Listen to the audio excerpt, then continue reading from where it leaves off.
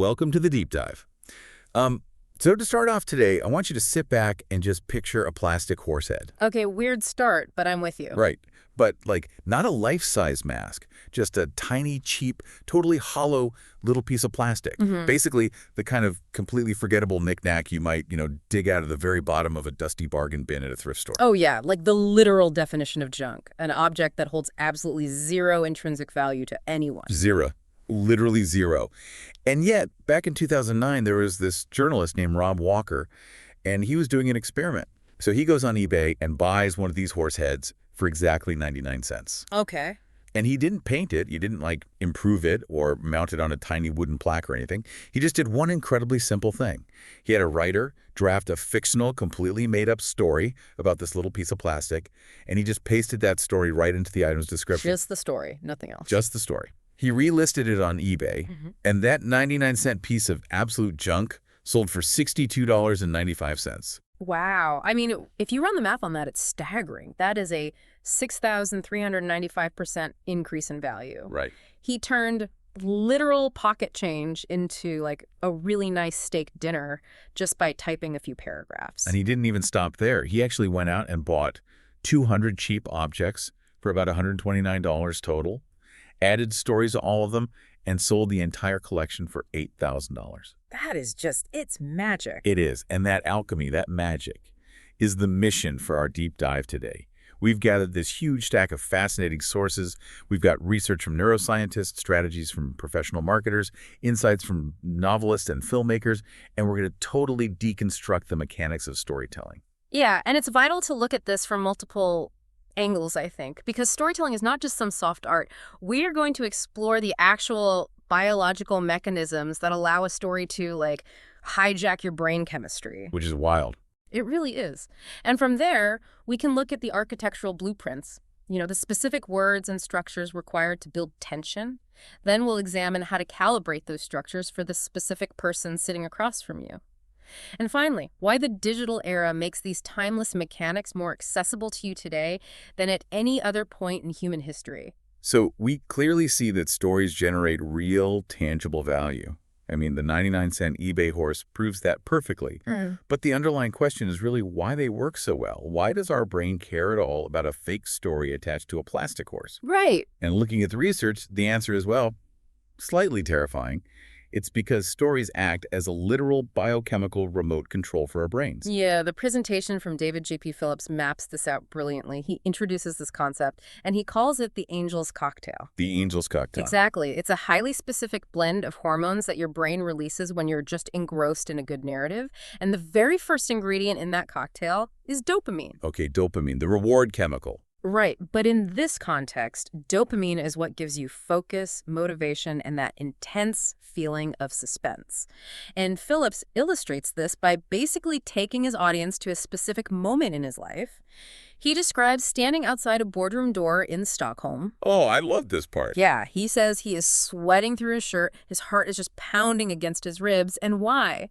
Because he's about to pitch a soft skills training program to a room full of highly skeptical, hostile, ex-military men who have made it very clear they do not want him there. He paints that picture so vividly. You can literally feel the anxiety in the room. He gets right to the climax of the moment. The heavy wooden door is opening.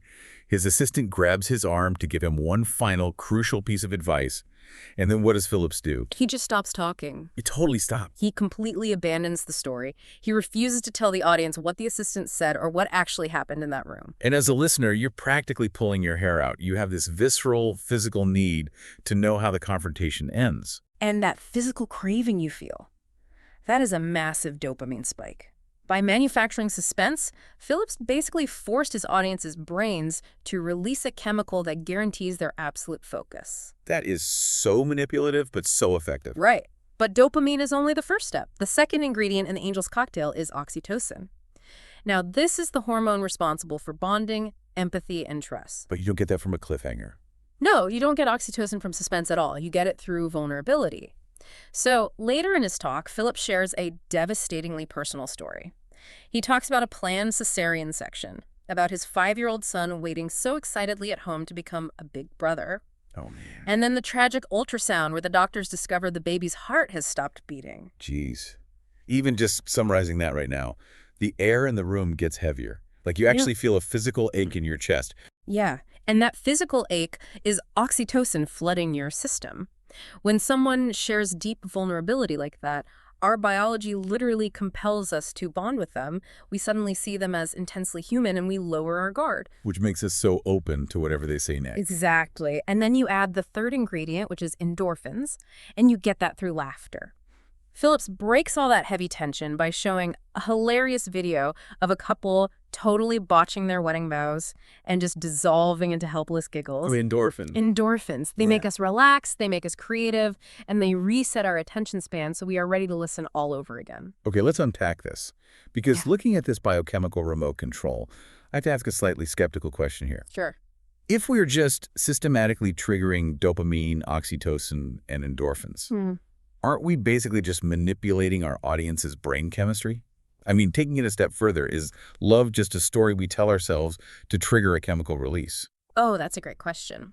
What's fascinating here is that emotional investment actually does lower our critical thinking. And Phillips uses that exact analogy of falling in love to explain it. Really? Yeah, think about the early days of a new romance. It feels like a gripping story, right? Your brain is utterly flooded with neurotransmitters, to the point where it literally hijacks your cortex, which is the logical, critical part of your brain. The part that usually keeps you grounded. Right. So when you're in that state, everything your partner does is magical. The way they chew an apple is adorable. The way they slurp their tea is, a charming quirk. Right. You're totally blind to their flaws because the chemicals are running the show. Precisely. But that biochemical cocktail has a shelf life. On average, about 13 months into a relationship, the intense chemical flood recedes. The honeymoon phase ends? The honeymoon ends. Your logical cortex comes home from its year-long vacation.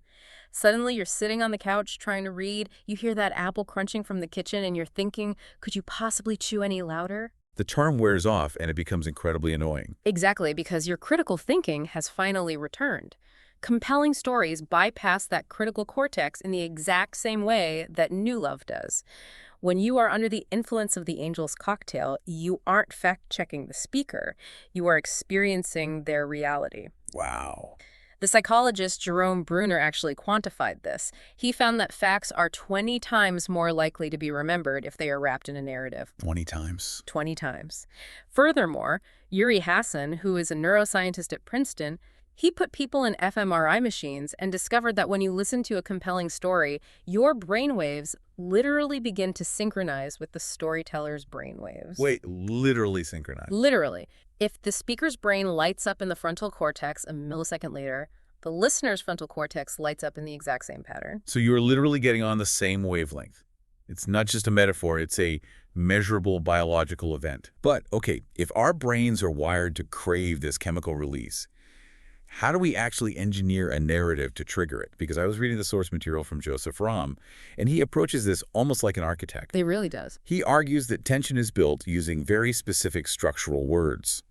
According to Romm, the absolute most overused word in storytelling is and. Yes, because and is the word of flat exposition. I woke up and I took a shower and I drove to work. It's just a chronological list of facts. There is zero tension there. It's like designing a roller coaster. Yeah. The ands are just the flat, boring sections of the track that slowly roll you out of the station. Right. Nobody screams on the flat part. Exactly. But the most underused word, according to Romm, is but. But introduces the conflict. It is the slow, agonizing click, click, click climb to the top of the terrifying drop. It forces a change in direction. Yes. And that but is usually followed by a so or a therefore, which is the exhilarating loop at the bottom that resolves all that tension. It's a great analogy. And Romm actually proves how universal this structure is by putting two wildly different musical sources side by side. Oh, this was brilliant. First, he looks at Carly Rae Jepsen's massive pop hit, Call Me Maybe. Such a catchy song. Right, but the chorus is actually a masterclass in this exact architecture. The lyrics are, hey, I just met you and this is crazy, but here's my number, so call me maybe. And, but so. Exactly. It is a flawlessly engineered narrative arc hidden inside a bubblegum pop song. But then he elevates the conversation by comparing this basic structure to Taylor Swift, who he essentially labels a modern-day Shakespeare of songwriting.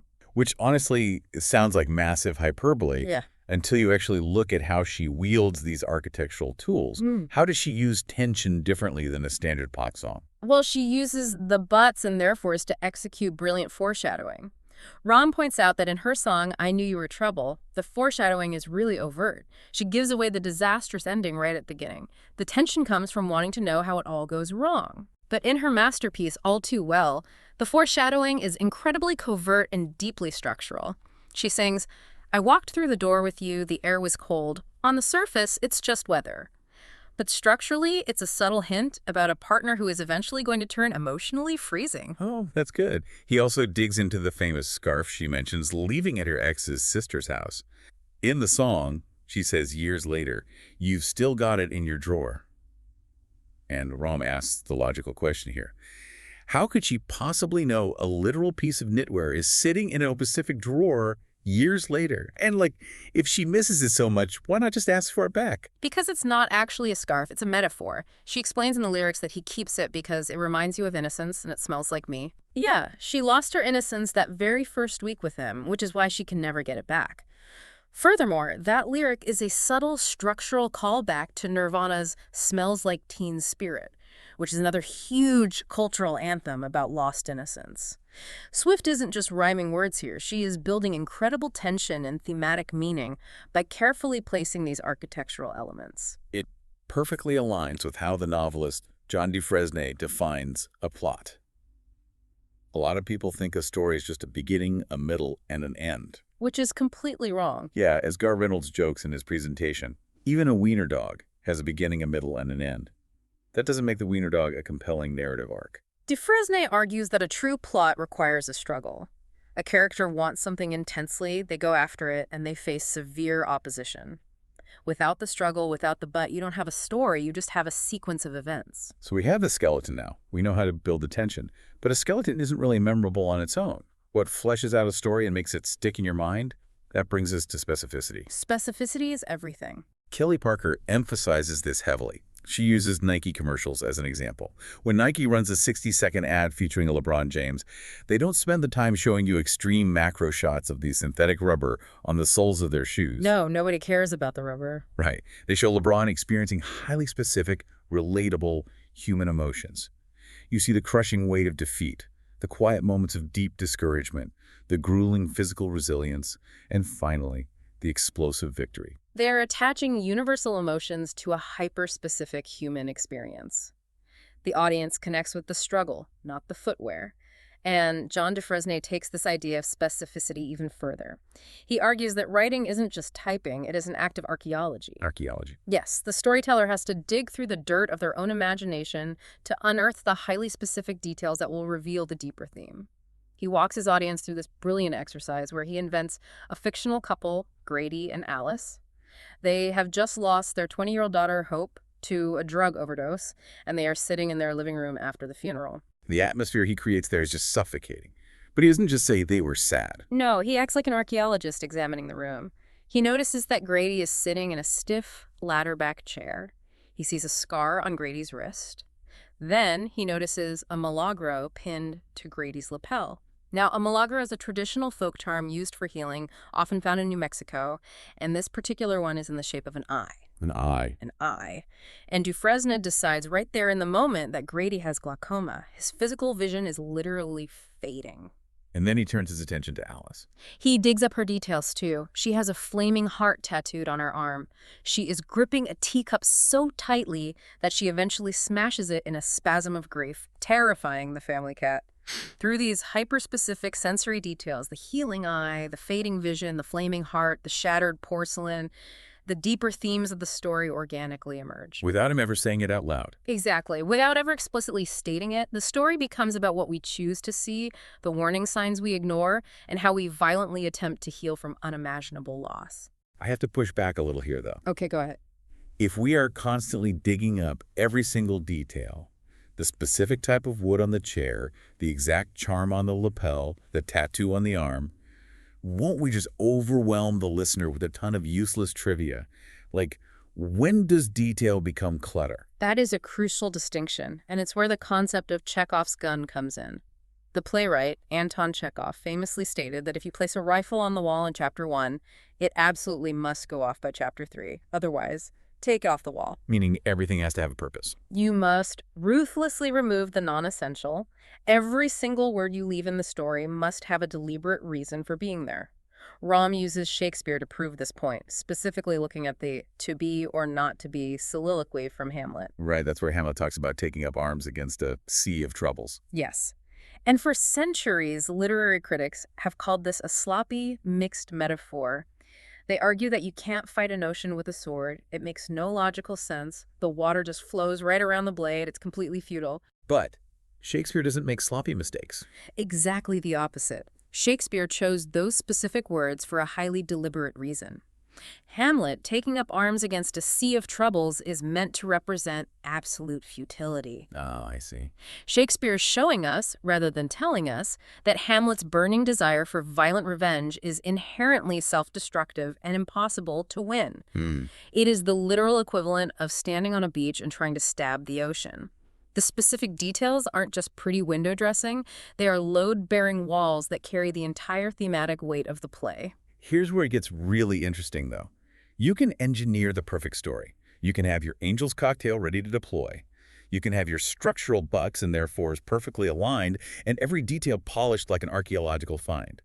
But it will completely fall flat if you misread the person sitting across from you. It's so true. We have to talk about empathy and audience alignment. Kelly Parker makes a profound point that good story listening has to happen long before good storytelling can occur. Listening first. Always. She points to a sales influencer named Liz J. Simpson, who creates marketing copy that makes her clients feel like she is literally reading their diaries. And the secret isn't magic. It's that Simpson listens relentlessly to understand her audience's problem and pursuit. She figures out exactly where they are hurting right now and what specific future they are desperately chasing. Gar Reynolds expands on this by arguing that your story isn't actually about you. Ultimately, your story is their story. Yes. He contrasts two live presentations he witnessed to prove this. One was by a Japanese-American filmmaker named Megumi. She spoke about the deep isolation of growing up mixed race, or a hafu in Japan. Right. The other presentation was by a man named Patrick, who shared the terrifying experience of hiding that he was gay for years before eventually coming out and marrying the love of his life. Now, on the surface, those are two completely different lives with totally different biographical plots. Yet their stories resonated intensely with an audience composed almost entirely of people who are neither mixed race nor gay. So why did it work? Because underneath the specific biographical details, they were both tapping into the universal human theme of being different and the desperate pursuit of acceptance.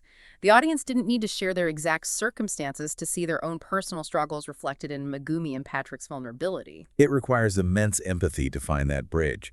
And Parker brings this dynamic into the harsh reality of the business world by talking about marriage proposals. Oh, this is a great comparison. We've all seen good ones, and we've all seen terrible ones.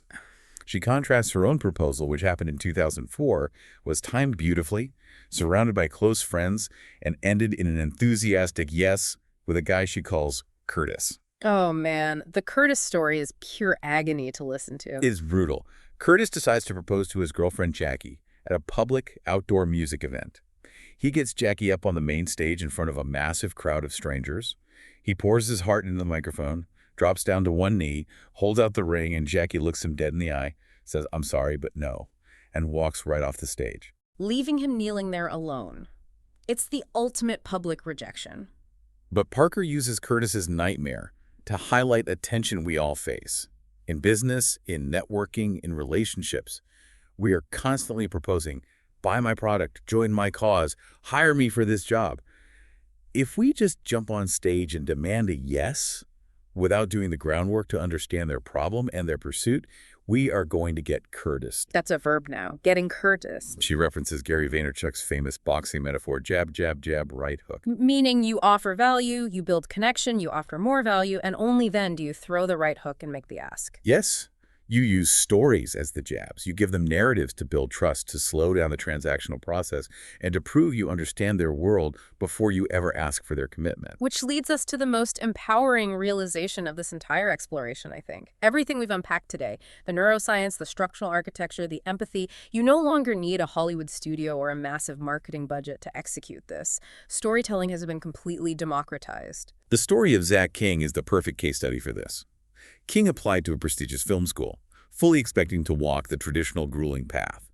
The plan was to get accepted, move to Hollywood, fetch coffee for executives for 10 years, slowly climb the ladder, and maybe, eventually, get to pitch a movie to a studio. But the gatekeeper said no.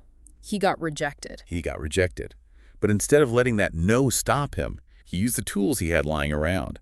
He grabbed a cheap digital camera, some cardboard, hot glue, and a couple of cats. In one single night in his garage, he filmed a short, inventive video called Jedi Kittens. I remember that video. Right. And while he was editing it on his laptop, a composer friend in Atlanta was pulling an all-nighter, writing an original score, sending the audio files back and forth over the internet. King uploaded it to YouTube the next morning, and it instantly garnered millions of views.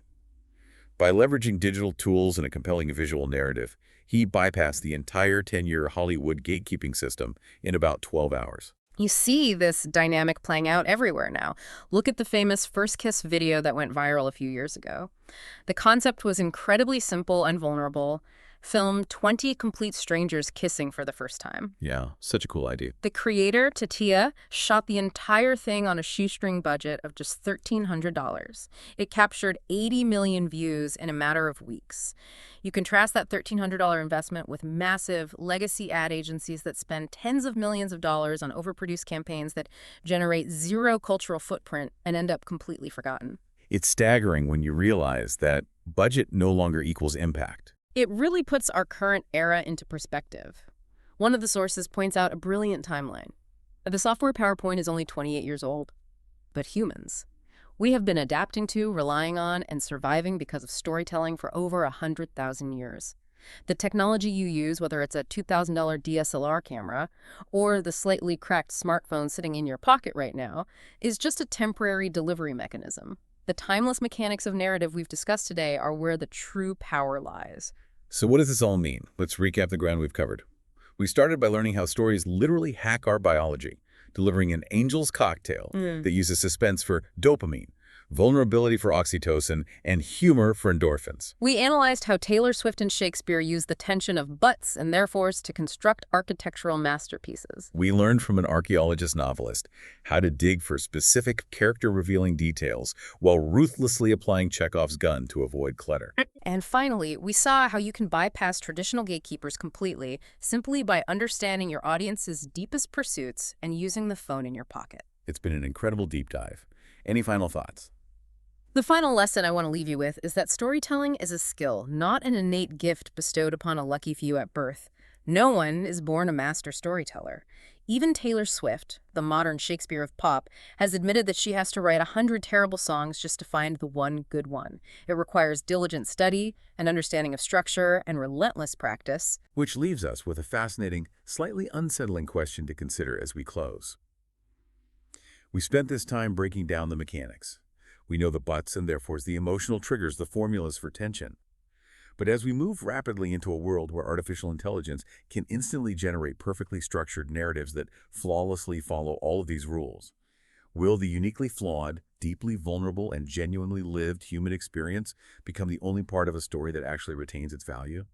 When an AI can write a mathematically perfect story for a 99-cent plastic horsehead in 3 seconds, will we still be willing to pay $62 for it? Keep digging.